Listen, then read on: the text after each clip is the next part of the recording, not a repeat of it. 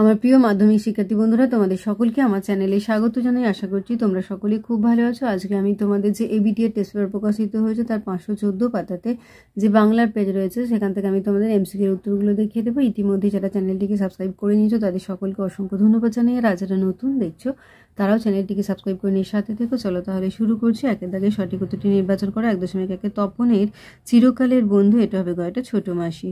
1.2-তে বিরাগের ঝোলার ভেতর ছিল, এটা হবে ঘয়েরটা গীতা। 1.3 কিন্তু বুনো হাঁস ধরাই যে এদের কাজ, বক্তা হলেন কয়েকটা রামদাস। 1.4 বিরাট পুত্র সহ বিরাট রাজের পুত্রের নাম, এটা হবে ক্ষয়েরটা উত্তর। 1.5 বেথানিত হয়েছে কেশবেশ। বেথানিত শব্দের অর্থ হলো কয়েকটা অসংবৃত। 1.6 আফ্রিকা কবিতাটি প্রথম প্রকাশিত হয় যে পত্রিকায়, ঘরটা প্রবাসী। 1.7 কলকাতা বিশ্ববিদ্যালয় পরিভাষা সমিতি নিযুক্ত করেছিল, কয়টা 1936 খ্রিস্টাব্দে। 1.8 লাঠি তোমার দিন ফুরাইয়াছে বলেছিলেন, কয়টা বঙ্কিমচন্দ্র চট্টোপাধ্যায়। এরপর 1.9 অল্পবিদ্যা ভয়ঙ্করী, এটি সাহিত্যের কোন বিষয়, এটা হবে কয়টা প্রবাদ।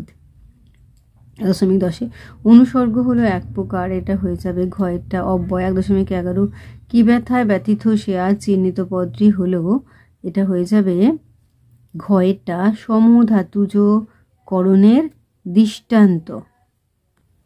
1.12 জ্ঞান বৃক্ষ শব্দটির ব্যাস বাক্য হলো, এটা হবে ক্ষয়েরটা জ্ঞান রূপ বৃক্ষ। 1.13 বঙ্গে জাত যে বঙ্গজ, এটি হলো যে সমাস, কয়েকটা উপপদ তৎপুরুষ। 1.14 তোরা সব জয়ধ্বনি কর চিহ্নিত পদটি যে সমাসের দৃষ্টান্ত, ঘয়েরটা কর্মধারা। 1.15 সকালবেলা জলে আগুন লাগলো, এই বাক্যে যা নেই, কয়েকটা যোগ্যতা নেই। 1.16 সব মিলিয়ে লেখালেখি রীতিমতো ছোটখাটো একটা অনুষ্ঠান, উদাহরণটি হলো কয়েকটা সরল বাক্যের। 1.17 সমূলে নির্ভুল করিব পামরে আজি, এটি কোন বাক্যের উদাহরণ, ঘয়েরটা কর্তৃবাচক।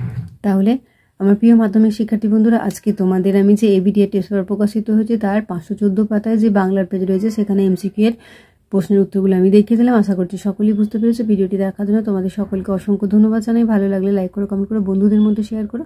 আর আগামী দিনে নতুন নতুন ক্লাসগুলো পাওয়ার জন্য অবশ্যই চ্যানেলটিকে সাবস্ক্রাইব করে সাথে থেকো। তোমরা সকলে খুব ভালো থেকো।